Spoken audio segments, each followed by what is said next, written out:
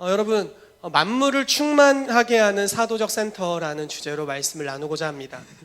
자, 본문 말씀 읽어보도록 하겠습니다. 에베소서 4장 7절에서 12절 말씀 읽겠습니다. 시작.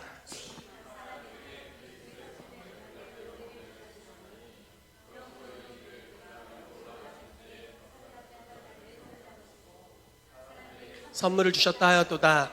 올라가셨다 하셨은즉 땅 아래 낮은 곳으로 내리셨던 것이 아니면 무엇이냐. 내리셨던 그가 곧 모든 하늘 위에 오르신 자니 이는 만물을 충만하게 하려 하심이라. 그가 어떤 사람은 사도로, 어떤 사람은 선지자로, 어떤 사람은 복음 전하는 자로, 어떤 사람은 목사와 교사로 삼으셨으니 이는 성도를 온전하게 하여 봉사의 일을 하게 하며 그리스도의 몸을 세우려 하심이라. 아멘. 자, 이 말씀을 처음부터 한번 보시죠. 우리 각 사람에게, 저와 여러분들, 또 그리스도의 교회, 몸된 교회 안에 속한 모든 지체들에게 선물의 분량대로 각자 다른 분량의 은혜 또는 다른 파트의 은혜를 주셨다라고 말씀하시는 겁니다. 그러면서 이 시편 68편 말씀을 인용을 하고 있어요. 그러므로 이르기를 그가 위로 올라가실 때, 즉 승천하실 때를 말씀하는 거죠. 사로잡혔던 자들을 사로잡으시고 사람들에게 선물을 주셨다 하였도다. 좀 헷갈리죠? 사로잡혔던 자들을 사로잡으시고. 근데 이제 우리가 시편에 인용된 그 구절을 보면 뜻이 무엇인지를 쉽게 알 수가 있습니다. 어떤 구절이냐면요, 주께서 원수들을 사로잡으시고 그들로부터 빼앗은 전리품을 우리에게 나누어 주셨도다, 이런 뜻입니다. 무슨 말씀인지 이해되십니까? 예수님께서 하늘과 땅의 모든 권세를 다 가지게 되시죠. 이게 마태복음 28장에 예수님이 하신 말씀입니다. 예수님은 원래는 하늘의 권세를 가지고 계셨죠. 그리고 땅의 권세를 인생들에게 주셨으나 아담이 그것을 마귀에게 순종함으로 내어주는 것이 되었습니다. 이게 이제 누가복음 4장 말씀에 나와 있는 표현입니다. 그래서 마귀가 이건 나에게 넘겨준 것이므로 내가 원하는 자에게 주노라 라고 말할 만큼 이 세상 신으로 불리고 있었죠. 그러나 예수 그리스도께서 죽으시고 부활하시고 또 승천하시면서 이제 마귀가 가지고 있었던 그 열쇠, 땅을 다스리는 권세에 대해서 취하게 되시고 그 마귀에게 빼앗은 전리품을 사람들에게 나누어 주셨다라고 말씀하고 있는 겁니다. 이해되십니까? 아멘. 그래서 사람들에게 선물을 주셨다 하였도다. 올라가셨다 하였은즉 땅 아래 낮은 곳으로 내리셨던 것이 아니면 무엇이냐. 그래서 예수님께서는 하늘에 원래 계신 분이셨지만 이제 이 땅에서 육신을 입고 우리와 동등됨으로 사역을 하셨고 또 우리의 죄를 다 담당하시고 지옥의 낮은 곳에 고통을 당하셨다라는 것이죠. 그러나 그가 모든 하늘 위에 오르신 자니라고 말씀하고 있어요. 이게 이제 이러다가 설교를 쭉 해버리겠는데 에베소서 1장 말씀엔 이렇게 표현되어 있습니다. 성령께서 예수를 죽은 자 가운데서 다시 살리셨다. 이 말씀 믿으시죠? 아멘. 이것이 신약교회 능력의 표준입니다. 여러분, 구약시대는 하나님의 능력을 설명할 때 대부분이 애굽에서 10가지 재앙으로 또 홍해를 가르시며 이스라엘을 건져내신 분으로 많이 하나님을 표현하고 있어요. 그러나 신약교회의 능력의 표준은 예수 그리스도를 죽은 자 가운데서 부활하게 하신 성령님을 말씀하고 있습니다. 그 성령님이 저와 여러분들의 삶에 동일하게 함께 거하심을 믿으십니까? 아멘. 그 성령님이 동일하게 거하십니다. 예수님이 실제로 어떤 상태였나요? 죽으셨어요. 그리고 어떤 죽음이었냐면 죄인의 죽음으로 죽으셨습니다. 하나님께 저주를 받았고 모든 죄를 짐을 지셨어요. 그래서 겟세마네에서 그 죄 짐으로 인하여서 심히 고민하여 죽게 되셨다고 표현하시고, 그분이 기도하실 때 너무 근심스러우셔서 기도하는 땀이 핏방울로 변화될 정도의 그런 고난을 당하셨습니다. 아버지로부터 끊어짐을 당하셨죠. 그래서 그런 정말 이 세상 누구도 당해본 적 없는 비참한 죽음, 최악의 죽음, 최악의 형벌. 그래서 어떤 사람들이 제 인생은 비참해요 라고 말하는 그 사람보다 훨씬 비참한 죽음. 무슨 말씀인지 이해되세요? 이 땅에 어떤 존재하는 내 인생은 말렸어요 라고 말하는 그 죽음과는 비교도 되지 않는 가장 비천한 죽음을 당하신 분이 예수님이시죠. 그런데 성령님은 어떤 분이시냐? 그 죽음 가운데서 지옥의 고난을 받으시는 그분을 죽은 자 가운데서 다시 일으키셔서 그냥 그대로 지옥에 두시는 것이 아니라 하나님 보좌 우편에 앉으시고 하늘에 있는 것이나 땅에 있는 것이나 땅 아래에 있는 모든 것이 그분의 이름 앞에 무릎 꿇게 하시는 분이라는 것입니다. 아멘. 때로는 우리가 굉장히 낮고 비천한 자리로 갈 수 있죠. 어려움을 당하는 때가 있을 수 있습니다. 사회적으로, 경제적으로 또는 관계적으로 어려움을 당할 때가 있습니다. 그래서 스스로 말하기를 나 참 비참하다 이렇게 생각할 수 있지만 성령님, 여러분들 안에 계신 성령님이 어떤 분이시냐? 바로 그 비천한 자리에서 하나님 보좌 우편으로 단숨에 올리실 수 있는 분이시다라는 것입니다. 그래서 여러분들에게 예수 그리스도와 동일한 하늘과 땅의 권세를 위임하시고 이 땅을 다스릴 수 있게 하시는 분이심을 믿습니다. 아멘. 아멘. 그래서 이렇게 하늘 위에 오르셨던 그분이 무엇을 하셨냐면 만물을 충만하게 하려 하셨습니다. 자, 이 만물을 충만하게 한다. 이게 오늘의 아주 주제와 밀접한 관련이 있는데요. 만물을 충만하게 한다라는 것입니다. 즉, 이 보이는 모든 피조 세계를 하나님의 통치나 또는 하나님의 생명으로 가득 채운다라는 뜻이 있습니다. 충만하게 한다. 듣기만 해도 좋지 않습니까? 제 피부에 하나님의 충만하심이 임한다면 여기서 광이 나기 시작할 겁니다. 저희 교회 새거인 아이들이 있죠. 새거. 예나도 새거. 요한이도 새거잖아요. 새거는 달라요. 몇십 년 지난 우리들과는 좀 다릅니다. 피부 톤도 다르고요. 뭔가 달라요. 이게 다른 생명이 나타나잖아요. 이제 좀 있으면 봄이라는 새거가 나타날 겁니다. 네, 지금 이제 집에서 예배드리고 있을 텐데 봄이 새거가 또 나타날 거예요. 그러니까 하나님의, 뭔 얘기를 하다 이 얘기를 했는지 모르겠지만 만물을 충만하게 하신다. 하나님의 생명으로 가득 채워진 상태. 그래서 사람들뿐만 아니라 그 사람의 다스림을 받는 그들의 문화권까지 하나님의 통치와 생명으로 가득 채워진 상태를 만물을 충만하게 한다라고 말씀하고 있는 거죠. 하나님의 나라가 임한 상태, 뜻이 하늘에서 이루어진 것 같이 땅에 이루어진 상태를 이야기하는 것입니다. 만물을 충만케 하시려는 하나님의 전략으로 하나님께서는 오중사역을 이 땅에 선물로 주셨다라는 것이에요. 이해되십니까? 자, 하늘 위에 오르셔서 만물을 충만하게 하려는 하나님의 마음과 전략을 가지고 오중사역을 주셨다라는 것입니다.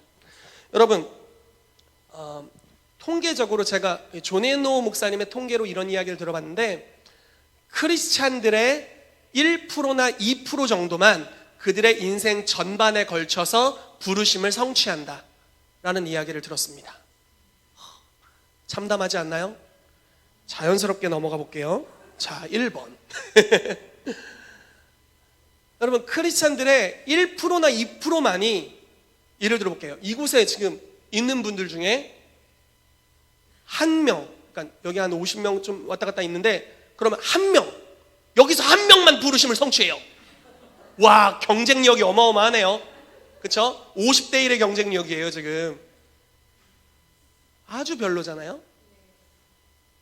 여러분, 하나님의 뜻은 교회만 부르심을 성취하는 게 주의 뜻이 아니죠. 교회 안에 있는 구성원들만 부르심을 성취하는 게 절대 주의 뜻이 아닙니다. 주님의 뜻은 모든 만물, 모든 사람들의 부르심이 이루어지는 것, 그리고 심지어 로마서 8장에는 모든 피조 세계가 하나님의 아들들의 나타남을 고대하고 있다라고 말하고 있어요. 왜냐하면 그들도 자기의 그 썩어짐의 종노릇한 데서 해방되어 생명으로 가길 원하는 거죠.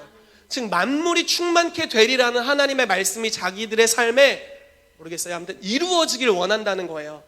그렇게 되기 위해서는 하나님의 아들들과 딸들이 일어나야 된다라는 겁니다. 그들이 충만한 영광의 모습으로 일어나게 될 때 그 권위 안에서 그들도 생명을 회복하게 될 것이다 라는 겁니다. 사사기 21장 25절 말씀 같이 읽어보겠습니다. 시작.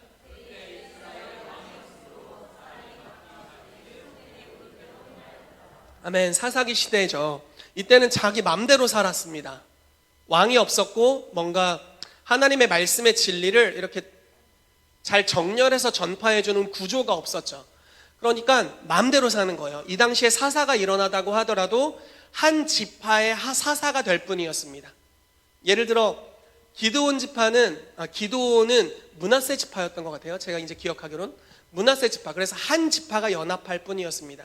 나팔을 불어서 군대를 소집하지만 잠시 모일 뿐. 한 지파의 영향력 이상으로 가기가 어려웠습니다. 왕이 없었던 시대는요. 그리고 삼손도 단지파였죠. 그러니까 한 지파 이상의 영향력으로 가기 어려웠습니다. 그러니까 별 이상한 짓이 다 벌어져요. 레위인이 첩이 있고 그 첩이 어려운 일을 당해서 죽어가지고 그를 12토막을 내서 이스라엘 지파에게 서신을 보내고, 네, 토막살인이 물론 그 레위 남편이 이제 한 것이 아니지만 그렇게 서신을 보낼 정도로 굉장히 처참한 말도 안 되는 비진리의 일들이 있습니다. 왜냐하면 하나님이 원하시는 왕정의 구조가 아니었기 때문에 자기 소견에 옳은 대로 행하는 일들이 벌어지는 거죠. 여러분, 새 포도주는 새 부대에 부어야 됩니다. 믿으십니까? 네, 저와 여러분들이 새 부대가 되기를 정말 축복합니다. 하나님께서 이 마지막 때에 주길 원하시는 그 오중사역의 구조를 가진 유기적인 그리스도의 몸이 되기를 정말 축복합니다. 여러분, 초대교회에는 하나님의 성령의 부으심이 있었죠. 그 부으심이 약 300~400년 동안 떠나지가 않았어요. 왜냐하면 하나님이 원하시는 새 부대에 담겨져 있기 때문에 그렇습니다. 사도와 선지자의 터 위에 세워진 오중사역의 교회에 이 기름 부으심과 권능이 담겨졌습니다. 그러니까 이게 떠나지가 않는 거죠. 그러나 오늘날에 역사적으로 일어난 부흥들은 어떻습니까? 100년에 한 번 큰 부흥들이 있지만 그 부흥은 온 시기와 떠난 시기를 역사적으로 지필할 수 있을 정도로 뚜렷했습니다. 사람들이 느끼기에 와, 부흥이 왔어. 또 사람들이 느끼기에 부흥이 갔다. 이렇게 느낄 정도로 온 시기와 간 시기가 아주 뚜렷하다고 이야기하고 있어요. 왜냐하면 지속적으로 머물 수 있는 그릇이 준비되어 있지 않기 때문에 그렇습니다. 그러나 만약에 우리가 성경에서 말하고 있는 또 예수님께서 말씀하신 이 오중사역의 그릇들을 준비하게 된다면 이제 하나님께서 새롭게 부으시는 포도주를 담을 수 있는 새 부대가 될 줄로 믿습니다. 아멘. 그래서 정말 하나님이 원하시는 것은요, 우리들 중에 50명 중에 한 명이 부르심을 성취하는 게 아니죠.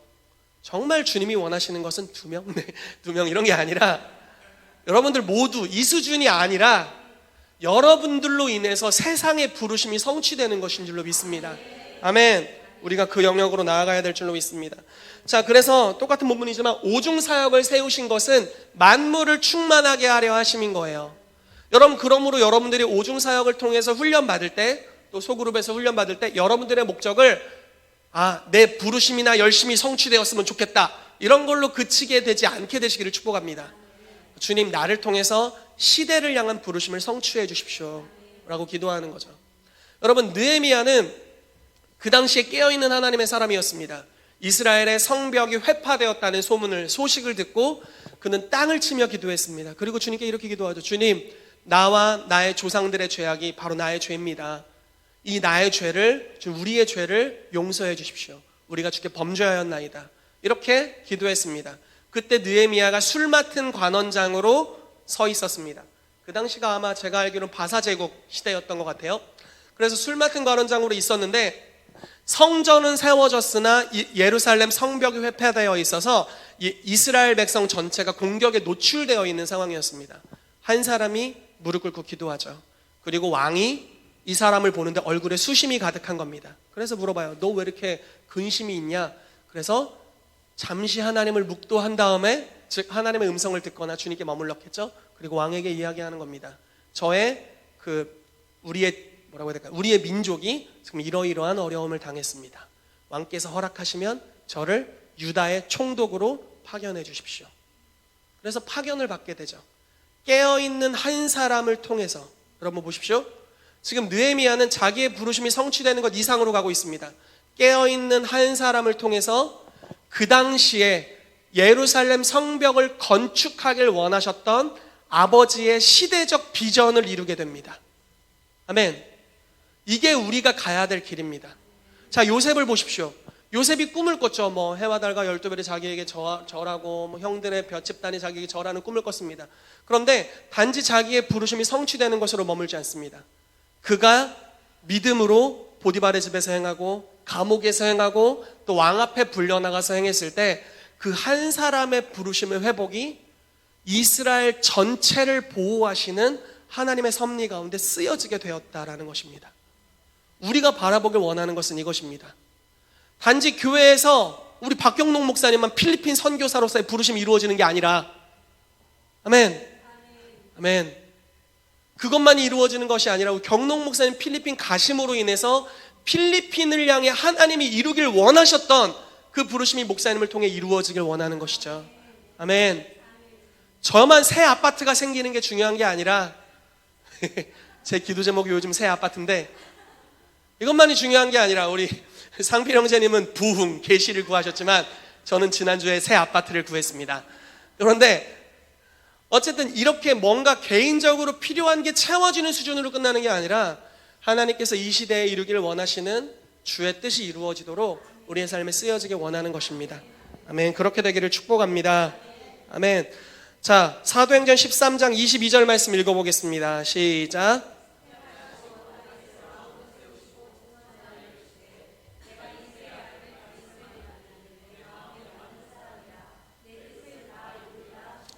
아멘. 자, 이 다윗 공동체는 이 영역에 있어서는 정말 우리에게 귀감이 되는 특별한 공동체입니다. 네, 패하시고 다윗, 이제 사울을 패하시고 다윗을 왕으로 세우시고 이렇게 말씀하신 거죠. 이새의 아들 다윗을 만나니 내 마음에 맞는 사람이다. 내 마음과 합하도다. 내 뜻을 다 이루리라 라고 말씀하시죠. 여기서 말씀하는 내 뜻은 그냥 다윗 한 사람을 향한 주님의 뜻이 아니죠. 그 시대를 향한 주님의 뜻이었습니다. 주님께서는 다윗이라는 왕을 세우셔서 그 시대에 아브라함에게 언약하셨던, 모세에게 언약하셨던 그 지경의 모든 땅들을 정복하게 하길 원하셨던 것 같습니다. 그런 주님의 뜻이 있었죠. 그리고 다윗과 함께하고 있는 공동체를 통해 그것을 이루는 여정으로 이끌어 가십니다. 여러분, 다윗이 어떻게 했나 한번 보시죠. 다윗이 기름 부음을 받았습니다. 골리앗을 돌로 때려 죽였습니다. 그리고 나서 왕이 미쳐가지고 다윗을 10여 년간 쫓아다닙니다. 그때 다윗에게 피하여 온 자가 400, 나중에 600명이 됩니다. 그 400에서 600명의 사람들과 10여 년간 함께 동거동락하면서 돌아다닙니다. 광야를 돌아다녔다고 이야기하고 있고요. 그일라라는 성으로 돌아다녔다고 이야기하고 있고 10이라는 광야, 10광야에 돌아다녔다고 이야기하고 있습니다. 선지자의 예언으로 인해서 이스라엘을 벗어나지 못하고 이스라엘에서 이렇게 도망 다녔습니다. 굉장히 어려움을 겪었죠. 그런데 다윗은 어느 순간에나 하나님을 예배했습니다. 모여있는 모든 사람들 대부분 환난당한 자, 빚진 자, 가난한 자, 억울한 자, 쉽게 말해 내적 치유 필요한 자, 엘리야하우스 가야 되는 분. 이렇게. 네. 여러분, 저에게 말씀하지 않고 오셔도 됩니다. 왜냐하면 제가 거기 강사로 있기 때문에 다 여러분 제 얼굴을 보실 수 있게 될 겁니다. 어쨌든 이런 사람들이 다윗과 함께 했죠. 그러니까 은사 배치고 뭐고 할 수 없는 상황인 거예요. 다 그냥 토닥여주면서 이끌어가야 되는 그런 정말 처참한 상황의 사람들이 다윗에게 몰려들었던 겁니다. 그런데 다윗이 그들과 함께 돌아다니면서 하나님을 지속적으로 예배합니다. 다윗의 시편들은 대부분 왕궁에 얌전히 앉아있을 때 쓰여진 게 아닙니다. 그 여정 중에 쓰여진 거죠. 도망가면서 쓴 시. 아비멜렉 앞에서 미친 척하고 쫓겨난 다음에 지은 시. 이런 시예요. 압살롬이 반역했을 때 지은 시. 이런 것들입니다. 사울이 자기를 죽이려고 쫓아왔을 때 도망가면서 지은 시. 그러니까 도망가면서 즉 주님을 예배하는 거예요. 어느 때든지 주님을 예배하는 것입니다. 여러분, 이 삶을 저와 여러분들이 배워야 되는 줄로 믿어요. 아멘. 우리는 좋을 때 찬양할 수 있어요. 그러나 기분 나쁠 때도 찬양하셔야 됩니다. 으아, 주님을 찬양합니다. 이렇게 하셔야 돼요. 네. 여러분, 5780년 선포하는 것이 이루어지는 해입니다. 여러분들의 귀에 항상 여호와를 향한 찬양 소리가 울려 퍼지게 되기를 축복합니다. 아멘. 막 힘든 일이 막 몰아닥치고 있어요. 주님을 찬양합니다. 이렇게 하셔야 돼요. 그럴 때 주님의 영광이 우리와 항상 함께 하십니다. 여러분들의 입술의 언어가 방향키가 되어서 여러분들의 삶을 이끌어가기 시작할 것입니다. 아멘. 다윗은 항상 예배했어요. 400명에서 600명의 사람들과 지속적으로 예배합니다. 예배하면서 돌아다닙니다. 그럴 때 어떤 일이 벌어집니까? 하나님이 영적 계절을 바꾸세요. 실제로 계절이 많이 거쳐갔겠죠. 10여 년간 봄, 여름, 모르겠어요. 이스라엘 기후를 솔직히 모릅니다. 봄, 여름, 가을, 겨울이라고 쳐봅시다. 돌아가는 거예요.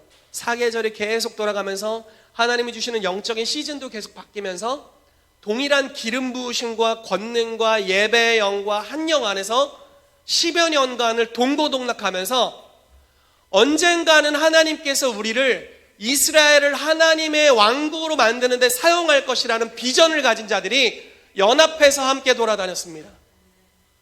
그러다가 이제 시즌을 주님이 바꾸시죠. 다윗이 시글락에 있을 때 사람들이 몰려들기 시작합니다. 갓 지파에서도 몰려오고, 심지어 유다 지파에서도, 심지어 베냐민 지파, 사울 왕이 있었을 때 그 베냐민 지파에서도 몰려들어서 당신에게 정렬하길 원합니다라고 이야기하는 일들이 벌어지기 시작합니다. 그리고 사울이 죽은 후에 다윗이 유대의 왕이 되죠. 그리고 7년 전쟁 뒤에 이스라엘의 왕이 되는 모습이 있습니다. 자, 600명의 사람들이 하나님을 예배하며 나아갑니다. 그러다가 이제 다윗이 왕권을 얻었을 때 무엇을 하시는지 보십시오. 언약궤를 예루살렘에 들여옵니다. 그리고 레위인들의 직임을 회복시킵니다.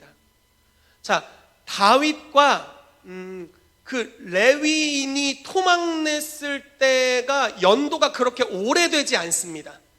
여러분, 마지막 사사를 엘리라고 사무엘이 이제 마지막 사사라고 우리가 이야기하는데, 그러니까 사무엘 때와 요 다윗 때가 그렇게 그 긴 기간이 아닙니다. 채 100년이 되지 않았을 겁니다. 그런데 100년 전에는 레위인이 첩을 거느렸습니다. 그러나 다윗이 왕이 되었을 때는 모든 레위인이 여호와를 예배하기 위해 몰려옵니다. 다윗은 예배자였죠. 그리고 자기만 예배했을 뿐만 아니라 공동체 400에서 600명의 사람들을 함께 예배하게 했습니다. 그러니까 그들이 예배하는 곳에는 하나님의 언약과 같이 이스라엘의 찬송 중에 거하시는 주여, 주님의 임재가 항상 있는 거예요. 주님의 덮으심이 있는데 이제 그가 국가의 왕이 되자 나라 전체를 예배하게 하려는 전략을 가지고 나아가기 시작합니다. 다윗의 장막을 만들어 놓고 언약궤를 놓고 레위인들을 성별합니다. 그리고 이제 600명이 했던 것을 약 몇천 명이, 한 2, 3천 명 정도의 사람들이 반차를 돌면서 하나님을 예배하기 시작합니다. 자, 모든 백성이 다 예배한 게 아니에요. 제가 지금 이야기하려고 한 것은 400에서 600명이 예배했어요. 그리고 약 2, 3천 명의 레위인들이 함께 장군들과 함께 하나님을 예배하기 시작합니다. 그러면서 어떤 일이 벌어집니까? 다윗에게 말씀하셨던 내가 내 뜻을 너에게 이루리라. 무슨 뜻입니까? 아브라함에게 언약하셨던, 모세에게 언약하셨던, 또 여호수아에게 언약하셨던, 여기부터 저기까지 너네 땅이 될 거다. 잘 생각이 안 나지만 아무튼 하나님께서 언약하신 모든 땅을 너희가 얻게 될 거다라고 말씀하신 거죠. 여호와의 영광이 국가적으로 덮고 있었고 다윗의 용사들에게 하나님께서 기름 부으심을 통해서 권능을 주셨습니다. 여러분, 시편을 보시면 하나님이 다윗을 싸우게 하셨다, 싸우게 하기 위해 주의 능력으로 띠띠우셨다라는 말씀을 여러분들이 보실 수 있습니다. 주의 손이 나를 가르쳐 싸우게 하셨다. 내가 검을 쓰고 내가 활을 당기는 것을 주께서 알려주셨고 내가 대적의 성벽을 뛰어넘는 것에 대해서 주께서 나에게 권능을 주셨다라고 표현하고 있어요. 다윗에게 임했던 이 권능이 자기의 함께 예배했던 모든 용사들에게 풀어지게 된 거죠.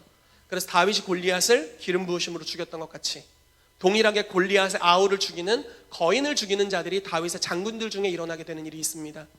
그러면서 이스라엘의 모든 전역, 하나님이 약속하신 영역으로 다 전쟁을 하기 시작하는 거예요.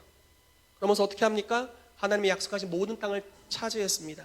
그런데 거기서 그치는 게 아니라 이 영향력이 약속하신 땅 이상으로까지 가게 됩니다. 그래서 거긴 어떻게 했는지 아세요? 정복하고 여긴 약속하신 땅이 아니니까 조공을 바치거라. 조공을 받았어요. 그리고 하나님이 언약하신 땅을 정복하게 됩니다. 이 공동체가 존재했을 때는 이스라엘 전체에 하나님이 이루길 원하시는 비전이 이루어졌습니다. 그러나 오늘날 교회는 어떻습니까? 100명에 한두 명 부르심을 성취하는 대로 가고 있습니다. 우리의 모습이 어떻게 되어야 됩니까? 저와 여러분들이 이 땅에 존재함으로 인해 에클레시아로서 이 땅에서 하나님의 통치를 풀어냄으로 인하여서 이 땅에 부르심이 성취되는 영역까지 가야 됩니다. 아멘. 그것이 사도적 센터로서, 사도적인 교회로서 저와 여러분들이 이 땅에 해야 될 사명인 줄로 믿습니다. 아멘. 아멘. 자, 계속 가보도록 하겠습니다. 자, 성령의 운행하심에 대해서 나누려고 합니다. 다윗 공동체에 운행하신 성령님입니다. 시편 22편 3절 말씀 같이 읽어보겠습니다. 시작.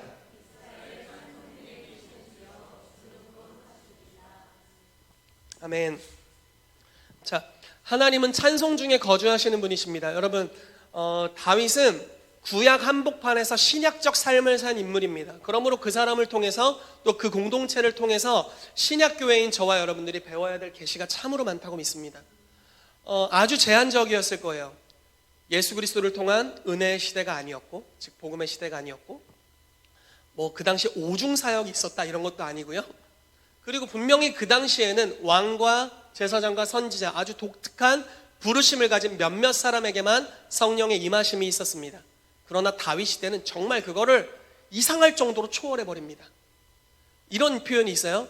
다윗에게 정렬되었던 유다 지파의 군대 장관 중 하나였던 아미새라는 사람이 있습니다. 이제 역대상에 나오는 말씀인데요.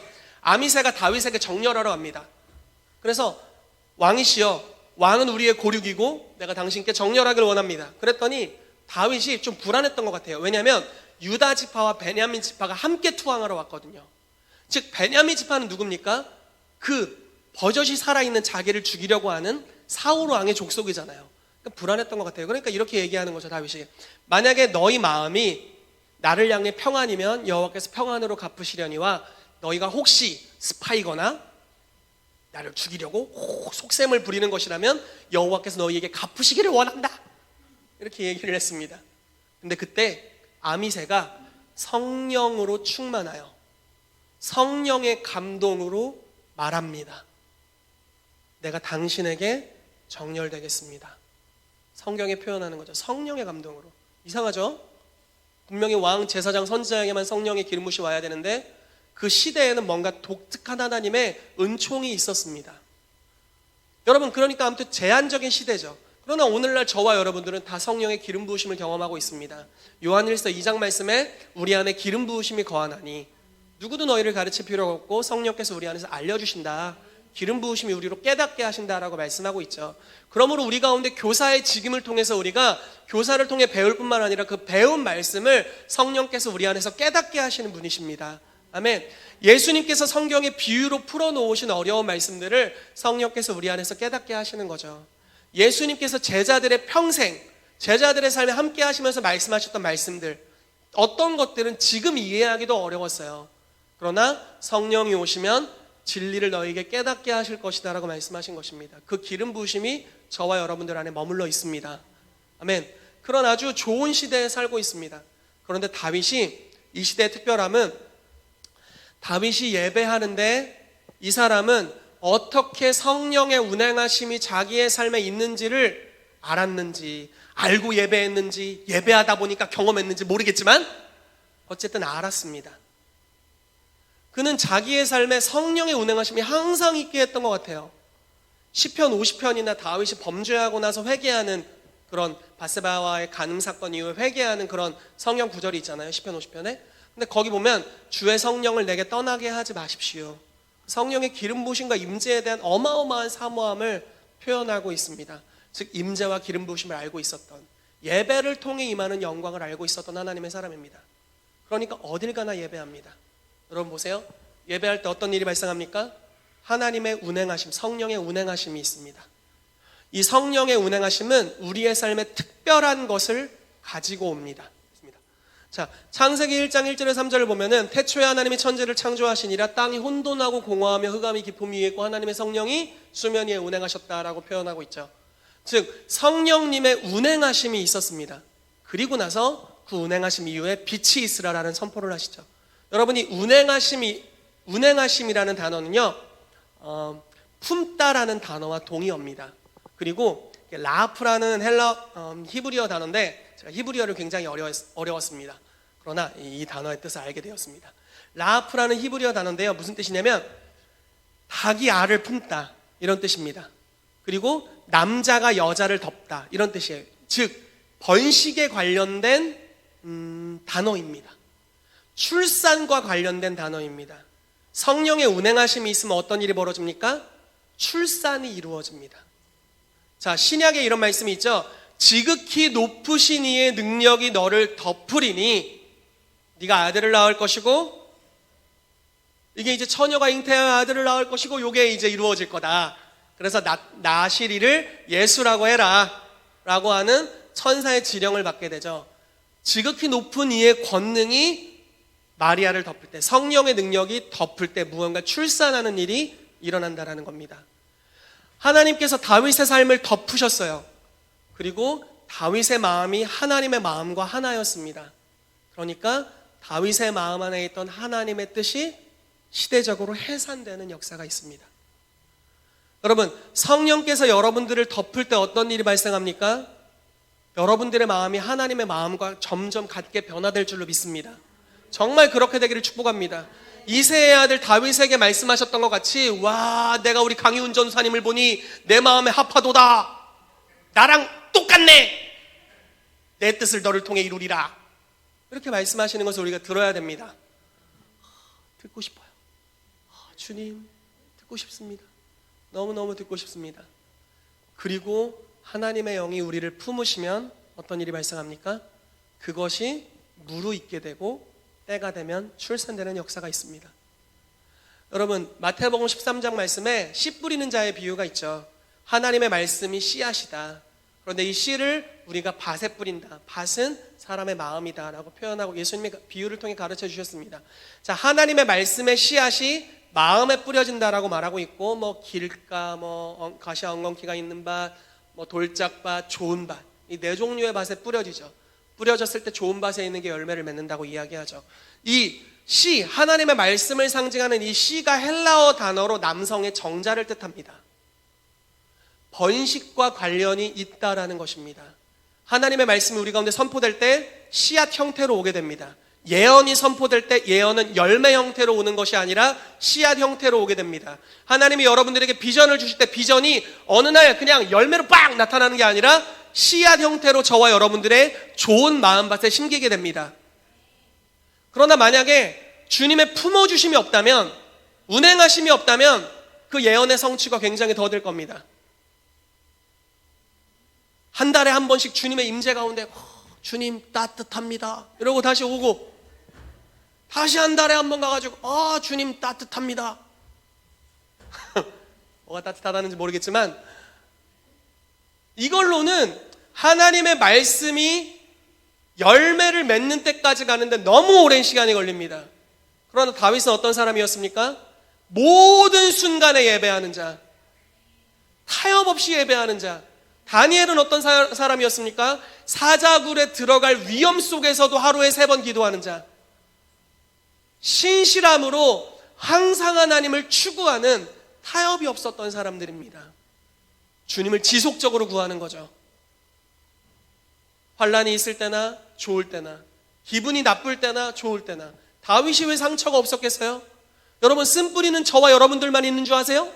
다윗도 쓴뿌리 투성이었습니다. 이새가 사무엘이 부르라고 할 때 다윗을 부르지도 않아요. 아들들 좀 불러오십시오. 부르지도 않아요. 아들 축에도 못 낀 자였어요. 시편 말씀에 표현하기를 내 아비와 어미는 나를 버렸지만 여호와는 나를 영접하시리로다, 이렇게 말하고 있습니다. 다윗의 권위자가 누구였습니까? 여러분, 사울만큼 심한 권위자 만나본 적 있어요? 혹시 예전에 있던 교회 목사님이 여러분들을 3,000명의 군대와 함께 죽이러 다녔습니까? 10여 년간? 아니잖아요. 그 정도는 아니잖아요. 다윗의 권위자는 최악이었어요. 다윗이 도움을 줬어요. 그일라라는 성을 구해줬습니다. 블레셋의 핍박을 받아서. 근데 그 그일라 백성이 어떻게 했는지 아세요? 다윗을 고발합니다. 사울에게. 도움을 줬는데 찾아오는 건 원수 맺음이었어요. 도망가면서도 예배하는 거예요. 내가 왕이 되면 갚겠어, 이렇게 한 게 아니에요. 내가 조금만 권세가 생기면 사울로 두고 봐라, 내가 권위자가 되면 당신을 가만두지 않겠어, 이렇게 한 것이 아닙니다. 쓴뿌리 투성일 수 있죠. 삶의 환난과 역경이란 역경은 많이, 자식이 자기 아내를 겁탈하는 것까지 경험했어요. 진짜 인생 최악이죠. 그때도 주님을 예배해요. 어느 때든지 상관없이. 그러니까 심겨진 말씀이 이루어질 수밖에 없는 거예요. 왜냐하면 지속적으로 하나님을 예배하니까. 이 예배에 언약이 있기 때문에. 하나님을 예배하는 자에게 하나님의 성령이 운행하십니다. 그 운행하심은 우리 안에 심겨진 하나님의 말씀의 씨앗을 자라나게 하고 계절이 계속 바뀌면서 어느 시즌에 해산되고 열매 맺는 역사가 있습니다. 하나님은 열매 맺는 자에게 더 많은 열매를 맺게 하시려고 가지를 다듬으시는 역할들을 하십니다. 그러면 그 사람은 이후에 더 많은 열매를 맺을 것입니다. 또 열매를 낸 이후에 더 많은 열매를 맺은 그 사람을 또 가지치게 하시고 더 많은 양분을 주십니다. 그럼 그 사람은 더 많은 열매를 맺게 될 것입니다. 여러분, 5달란트 가진 자가 5달란트를 남겼습니다. 1달란트 가진 자가 아무것도 남기지 못했습니다. 하나님은 1달란트 가진 자의 것을 빼앗아서 10달란트 가진 자에게 주었습니다. 아마 11달란트 가진 자는 또 장사를 했겠죠. 그리고 또 남겼겠죠. 그러나 부르심을 이루지 못하는 자들로 인해서 이 땅에 이루어지지 않은 수많은 부르심이 있을 거 아닙니까? 그것들을 주님은 이루는 자에게 주시는 것입니다. 그러므로 소수의 공동체를 통해서 약 600명밖에 되지 않은 공동체를 통해서 하나님께서 나라 전체의 부르심을 이루는 일들을 행하셨습니다. 이게 어떻게 이루어집니까? 성령의 운행하심을 이 땅에 가져올 줄 알았습니다. 여러분, 저와 여러분들이 그렇게 하게 되기를 예수 이름으로 축복합니다. 여러분들의 가정에 성령의 운행하심이 있게 되기를 축복해요. 아멘. 때로는 부부싸움이 있을 수 있죠. 그럼에도 주님을 찬양하세요. 아멘. 때로는 자식이 속을 썩일 수도 있습니다. 그럼에도 주님을 찬양하십시오. 때로는 내 성질머리가 내 스스로의 속을 썩일 수도 있어요. 그럼에도 주님을 찬양하십시오. 아멘. 때로는 여러분들의 집에 있는 강아지나 고양이가 여러분들을 속 썩일 때도 있을 겁니다. 그래도 주님을 찬양하십시오. 항상 하나님의 임재가 여러분들의 삶에 머물게 하십시오. 그러면 출산의 역사가 풀어지게 될 줄로 믿습니다. 아멘. 자, 그래서 하나님의 뜻을 해산하는 역사가 우리 가운데 풀어져야 됩니다. 교회가 하나님의 말씀을 품고 있고 성령의 운행하심을 가져올 수 있다면 하나님의 말씀이 저와 여러분들을 통해 해산되는 역사가 풀어지게 될 것입니다. 여러분, 올해 하나님께서 여러분들에게 주신 말씀은 무엇입니까? 아직 성취됐습니까? 아니면 아직 여지가 남아 있습니까? 여러분들의 인생에 주신 하나님의 말씀은 무엇입니까? 얼마만큼 성취됐습니까?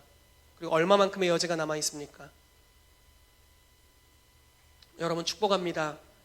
여러분들의 삶에 그냥 시간이 흐르면 되겠지라고 시간에게 무언가를 맡겨주지 마십시오. 주님의 임재에 맡기십시오. 주님의 영광의 그 흐름 안에 여러분들을 던지게 되시기를 축복합니다.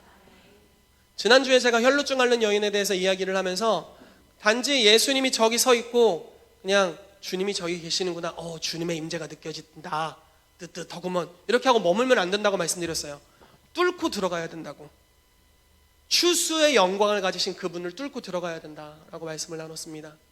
희년의 기름 부으심을 갖고 있는 분을 만져야 된다라고 말씀을 나눴어요. 그래서 오늘은 여기 와서 예배를 드렸습니다. 최대한 성도님들과 인사를 하지 않고 저기 와서 집중해서 이러면서 예배를 드렸습니다. 제 아들이 소리 질렀지만 그러나 못 본 척하고 저희 부모님을 신뢰하고 못 본 척 예배를 드렸습니다. 이런 시간이 필요하죠. 그리고 이 주일 예배 시간뿐만 아니라 모든 시간에 예배가 필요합니다. 이것만 있는 게 아니죠. 신약교회인 저와 여러분들은 더 많은 것을 할 수 있습니다. 여러분, 우리가 서로 사랑할 때 성령께서 그 가운데 계심을 믿으시죠? 여러분들이 주의 이름으로 모여 있을 때, 두세 사람이 내 이름으로 모였을 때 주님이 우리 가운데 함께 하심을 믿으십니까? 거기도 성령의 운행하심이 있습니다. 우리가 사랑으로 무언가를 대접할 때도 거기도 주님이 계십니다. 우리가 누군가를 칭찬할 때도 거기 계십니다.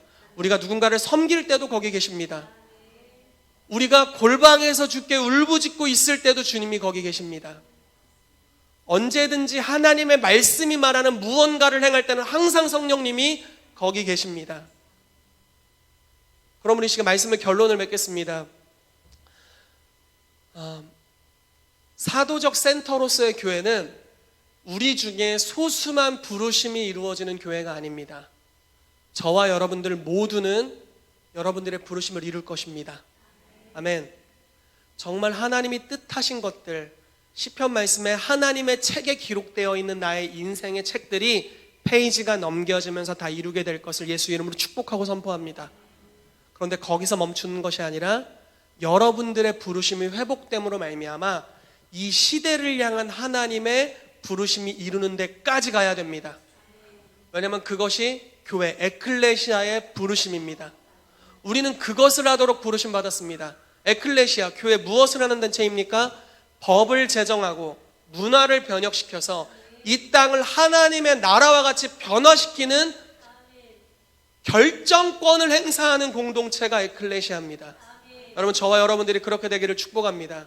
그만한 하나님의 영광을 가진 자들, 말씀을 출산해낼 수 있는 자들, 그래서 여러분들의 삶에 하나님이 무슨 말씀을 주시든 출산이 일어나서 다른 사람의 삶에 이루어지지 않는 그 부르심의 말씀도 여러분들의 삶에 잉태되고 해산되는 역사가 있게 되길 축복하고요, 이 시대에 하나님께서 이루길 원하셨던 말씀이 임신되고 출산되기를 예수 이름으로 축복합니다. 그래서 성령의 운행하심을 이 땅에 가져오는 자들이 되십시오. 그렇게 될 때 이 교회가 이 국가, 시대를 향한 부르심을 성취하게 될 줄로 믿습니다. 같이 기도하도록 하겠습니다.